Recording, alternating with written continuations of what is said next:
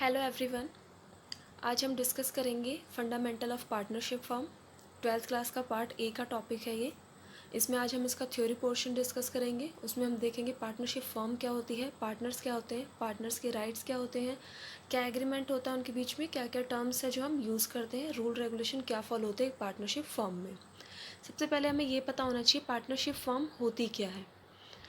देखिए, partnership firm जैसा कि नाम से पता चल रहा है, पार्टनरशिप जब दो या दो से ज़्यादा लोग मिलकर किसी काम को पूरा करते हैं तो उनके बीच में जो तालमेल होता है उसी को पार्टनरशिप कहा जाता है। तो पार्टनरशिप फर्म आपकी क्या होगी, जब दो या दो से ज़्यादा लोग मिलकर किसी बिजनेस को कर रहे हैं, किसी काम को कर रहे हैं, तो वो क्या कहलाएगी, पार्टनरशिप फर्म। देखिए मीनिंग देखते हैं इसका। Partnership is the relation between person who have agreed to share the profit of a business. Partnership क्या होती है, एक ऐसा रिश्ता होता है पर्सनस के बीच में, यहाँ पे लिखा नहीं हुआ लेकिन दो या दो से ज़्यादा पर्सनस के बीच में होता है वो, who have agreed to share the profit of a business. जो किस बात पे सहमत हुए हैं, बिजनेस के अंदर जो प्रॉफिट होंगे उनको डिस्ट्रीब्यूट करने के लिए वो सहमत हुए, उनको शेयर करने के लिए वो सहमत हुए। कैरिड ऑन बाय ऑल और any of them acting for all. अब ज़रूरी नहीं है कि दो या दो से ज़्यादा लोग जब बिज़नेस को कर रहे हैं तो वो सारे लोग उस बिज़नेस को कंडक्ट करें, उसका संचालन करें। हो सकता है वो सारे लोग उस बिज़नेस में पार्ट लें या फिर उनमें से कोई एक पर्सन उस बिज़नेस को कंडक्ट करने में हेल्प कर सकता है सारे पार्टनर्स की तरफ से। तो पार्टनरशिप में ज़रूरी नहीं है जितने लोग हैं वो सारे ही उस बिज़नेस में हमेशा डेली उसकी एक्टिविटी में पार्टिसिपेट करें। हो सकता है उनमें से कोई एक पर्सन भी सबकी तरफ से उसमें पार्टिसिपेट करें। तो पार्टनरशिप क्या होती है, पार्टनरशिप दो या दो से ज़्यादा लोगों के बीच में एक ऐसा रिश्ता होता है, एक ऐसा रिलेशन होता है जो प्रॉफिट को शेयर करने के लिए वो एग्री हुए होते हैं। अब देखिए पार्टनरशिप की ज़रूरत क्यों पड़ी, due to limitation of sole trading. Sole trading forms of business में आपने पढ़ा होगा, लेकिन अगर आपने नहीं पढ़ा तो एक बार सोल ट्रेडिंग को भी डिस्कस कर लेते हैं। सोल ट्रेडिंग क्या होती है कि जब किसी बिज़नेस को परफॉर्म करने वाला, किसी बिज़नेस की एक्टिविटीज़ को परफॉर्म करने वाला कोई एक ही पर्सन होता है, वही पर्सन बिज़नेस के बारे में सारे डिसीजन लेता है, वही पर्सन बिज़नेस को कंडक्ट करता है, उसकी डे टू डे जो एक्टिविटी होती है वो अकेला पर्सन इस पूरे बिज़नेस को कंट्रोल कर रहा होता है। तो वो कहलाता है आपका सोल ट्रेडिंग, जिसमें काम को करने वाला एक ही पर्सन होता है। तो उसके बेसिस पे हमें किसकी, उसकी कुछ लिमिटेशन थी जिस वजह से हमें किसकी ज़रूरत पड़ी, पार्टनरशिप की ज़रूरत पड़ी।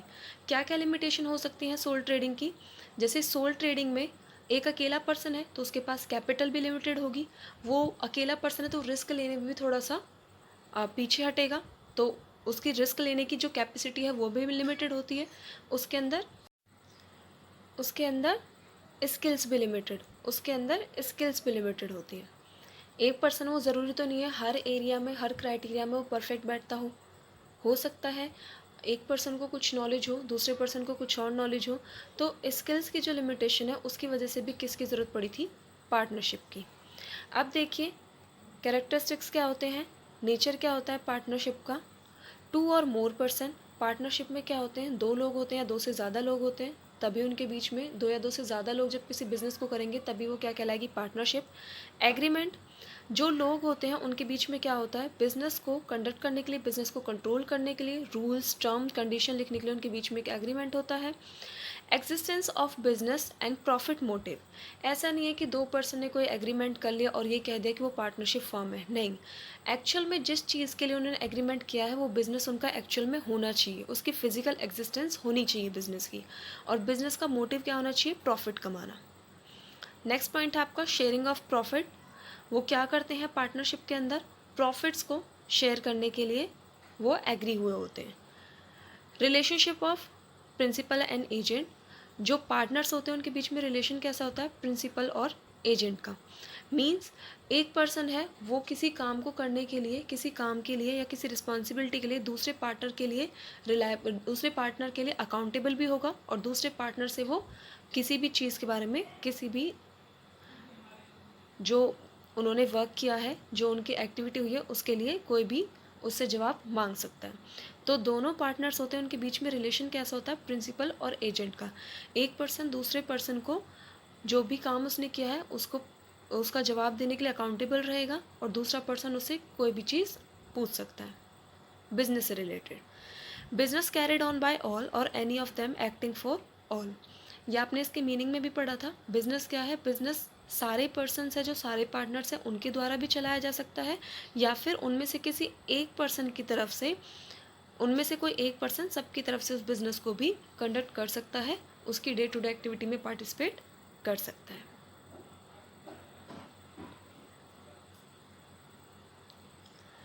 अब देखिए, पार्टनर्स होते हैं, उनके क्या क्या राइट्स होते हैं। एक बिज़नेस के अंदर जितने पार्टनर्स होते हैं उनको कुछ राइट्स भी प्रोवाइड करती है पार्टनरशिप। देखिए क्या क्या राइट्स होते हैं, क्या अधिकार उनके होते हैं। Every partner has the right to share profit और losses with the other partner in the agreed ratio. हर जो पार्टनर होता है, जितने भी पार्टनर्स होते हैं, वो क्या करते हैं, प्रॉफिट एंड लॉसेस को एक दूसरे से डिस्ट्रीब्यूट करने का उनके पास राइट होता है। एग्रीड रेशो, उनके बीच में पहले से ही कोई रेशो, कोई शेयर डिसाइड होता है, जिसके बेसिस पे वो क्या करते हैं, फर्म के जितने भी प्रॉफिट एंड लॉस होते हैं उनको डिस्ट्रीब्यूट करते हैं। Every partner has the right to take part in the conduct of business. ज़रूरी नहीं है कि एक पर्सन है, उसी के पास कोई एक पार्टनर, उसी के पास राइट है कि वही बिजनेस में पार्टिसिपेट करे, ऐसा नहीं होता। जितने भी पार्टनर्स हैं वो कभी भी चाहें, जब उनका मन करे, वो बिज़नेस की एक्टिविटीज़ में पार्टिसिपेट कर सकते हैं। उनके पास पूरा राइट है, वो बिज़नेस में कभी भी जाके चेक कर सकते हैं बिज़नेस को। Every partner has the right to be consulted in the matter related to the partnership firm. हर पार्टनर के पास क्या होता है, राइट होता है कि पार्टनरशिप फर्म को लेकर जो भी उनके मैटर्स हैं उन सब में वो अपनी सलाह दे सकता है, किसी दूसरे पार्टनर से उनके बारे में सलाह ले सकता है। Every partner has the right to inspect and have a copy of books of account. हर पार्टनर के पास क्या राइट होता है कि जो हमारे अकाउंट्स मेंटेन हो रहे हैं बिजनेस के अंदर, उनको वो कभी भी चेक कर सकता है, जाके इंस्पेक्ट कर सकता है उन्हें, और उनकी कॉपी कभी भी ले सकता है। अकाउंट्स किस तरीके से रखे गए हैं, उनकी जो कॉपी है वो कभी भी बिजनेस के अंदर से पार्टनर्स कोई भी ले सकते हैं, उनके पास ये राइट होता है। नेक्स्ट है आपका, every partner has a right to disallow the admission of a new partner.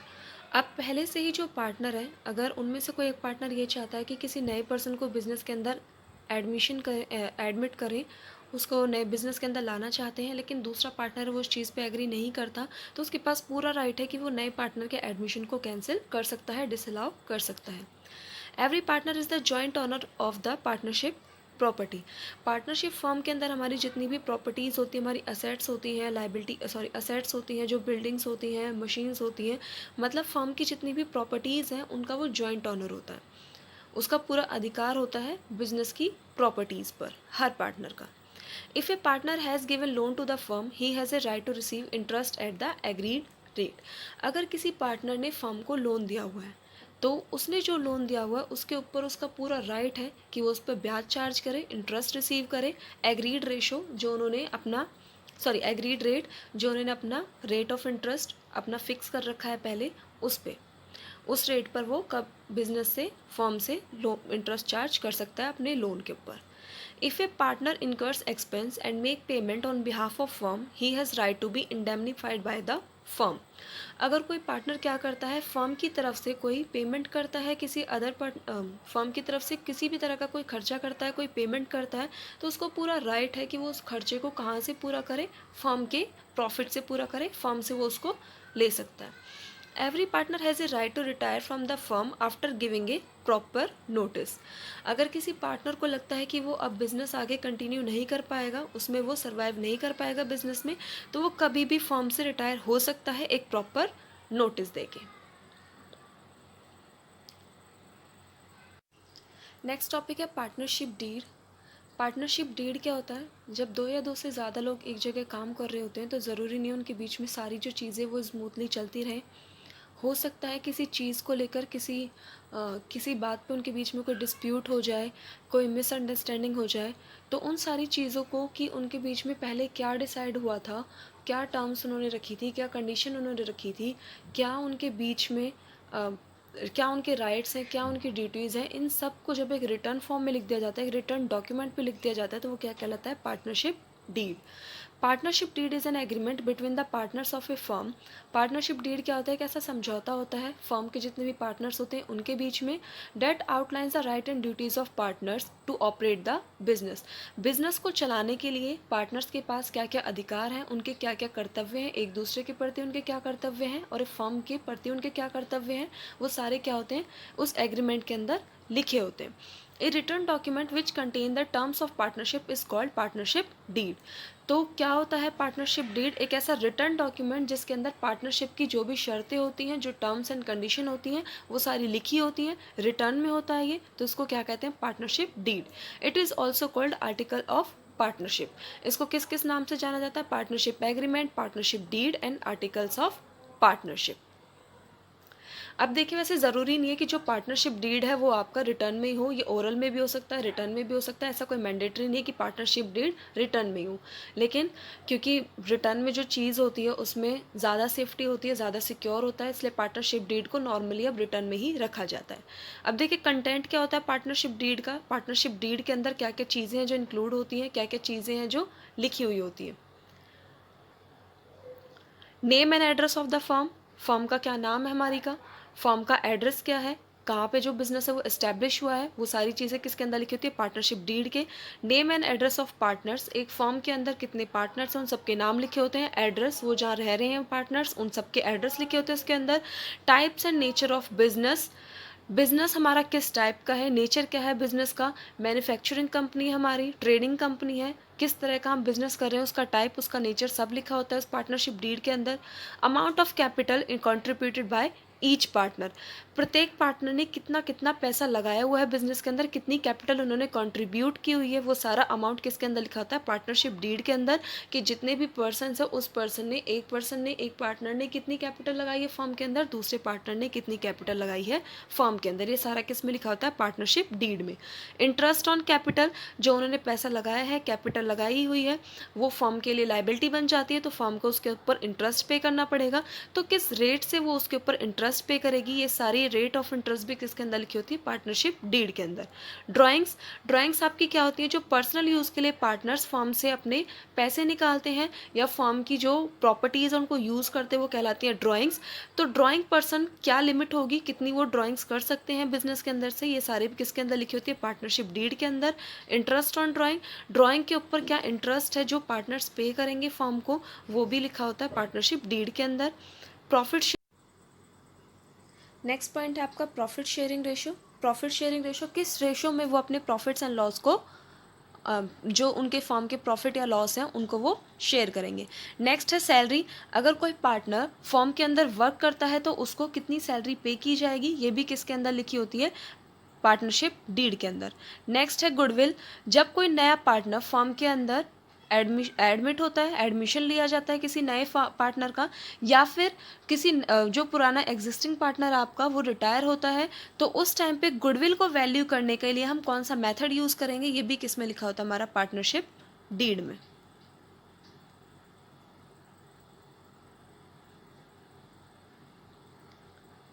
Next आपका accounting period of a firm, जो फर्म हमने इस्टेब्लिश की है उसका अकाउंटिंग पीरियड कितना होगा, मींस कितने साल के बाद आप फर्म के, कितने टाइम के बाद आप फर्म के जो अकाउंट हैं उनको मेंटेन करोगे।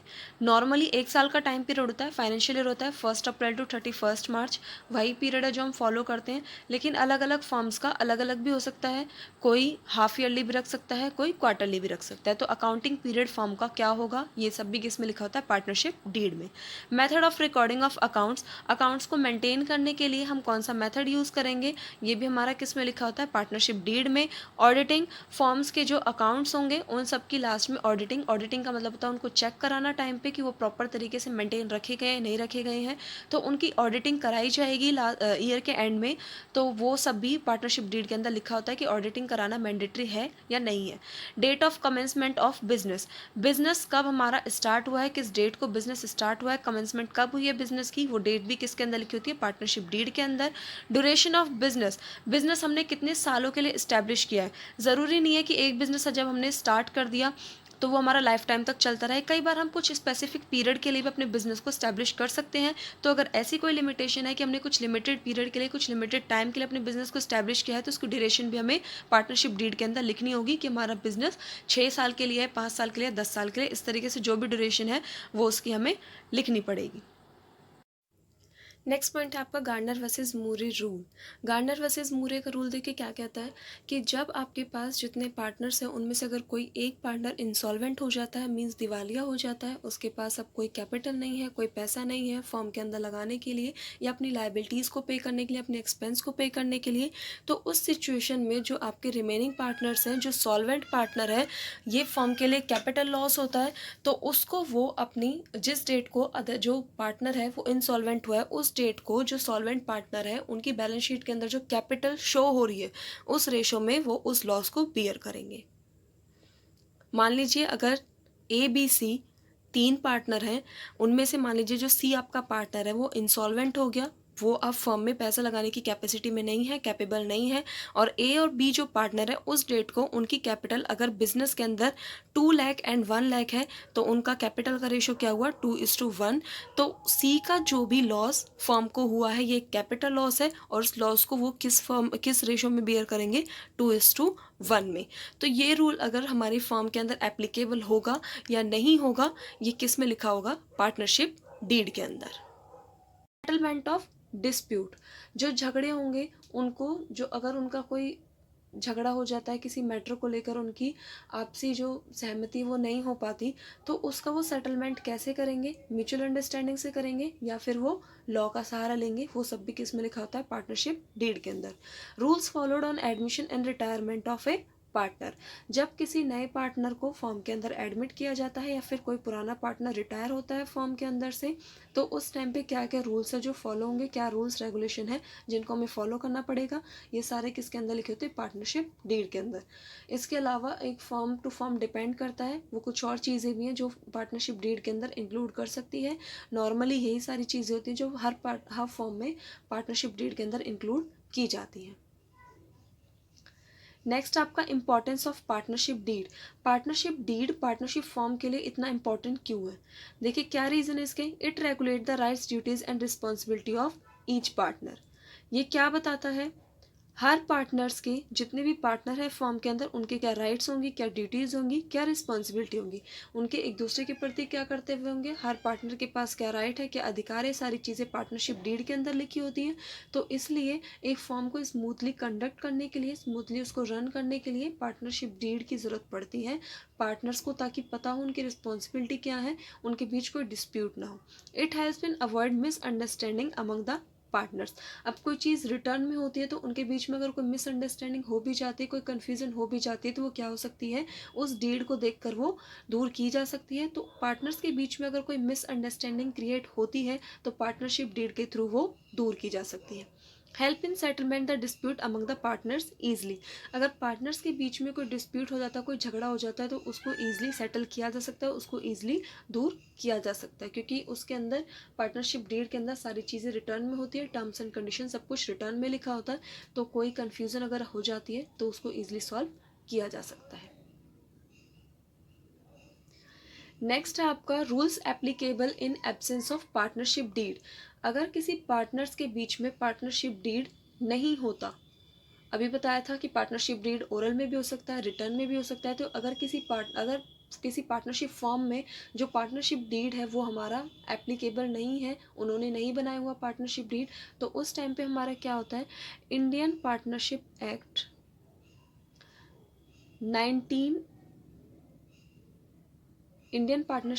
1937 हमारा एप्लीकेबल होता है। हमारी जो पार्टनरशिप फॉर्म होती है वो इसी एक्ट के अंडर रजिस्टर्ड होती है, और इस एक्ट ने कुछ रूल्स एंड रेगुलेशंस, कुछ टर्म्स बताई हुई हैं। अगर किसी फॉर्म के अंदर पार्टनरशिप डीड नहीं है तो उनको ये सारी जो रूल्स हैं, ये सारी जो चीज़ें हैं, रूल्स एप्लीकेबल करने होंगे अपने बिजनेस के अंदर। तो फर्स्ट रूल देखिए क्या कहता है, प्रॉफिट शेयरिंग रेशो। अगर पार्टनर्स ने अपना प्रॉफिट शेयरिंग रेशो डिसाइड नहीं किया हुआ तो क्या माना जाएगा कि पार्टनर्स के बीच में प्रॉफिट्स कैसे डिस्ट्रीब्यूट होंगे, इक्वल 1:1 की रेशो में वो क्या करेंगे, अपने प्रॉफिट्स एंड लॉसेस को डिस्ट्रीब्यूट करेंगे। Interest on capital. अगर कैपिटल के ऊपर अगर हमारे पास पार्टनरशिप डीड नहीं है तो उस टाइम पे क्या रूल एप्लीकेबल होगा, कैपिटल के ऊपर कोई इंटरेस्ट नहीं पे किया जाएगा किसी भी पार्टनर को। इंटरेस्ट ऑन ड्राइंग, अगर पार्टनर्स ड्राइंग करते हैं फर्म के अंदर से और उनके बीच में पार्टनरशिप डीड नहीं है तो किसी भी पार्टनर की कोई रिस्पॉन्सिबिलिटी नहीं बनती कि वो फर्म को ड्राइंग के ऊपर इंटरेस्ट पे करें। सैलरी टू अ पार्टनर, किसी भी पार्टनर को कोई सैलरी पे नहीं की जाएगी पार्टनरशिप डीड की एब्सेंस में। इंटरेस्ट ऑन लोन, अगर किसी पार्टनर ने कोई लोन दिया हुआ है फर्म को और उस टाइम पे अगर हमारे पास पार्टनरशिप डीड नहीं है तो फर्म के लिए लाइबिलिटी बनती है, इसको एक आउटसाइड लाइबिलिटी की तरह ही माना जाता है लोन को। तो फर्म को क्या करना पड़ेगा, 6% के रेट से इंटरेस्ट पे करना होगा पार्टनर्स को लोन के लिए। नेक्स्ट है admission of a new partner.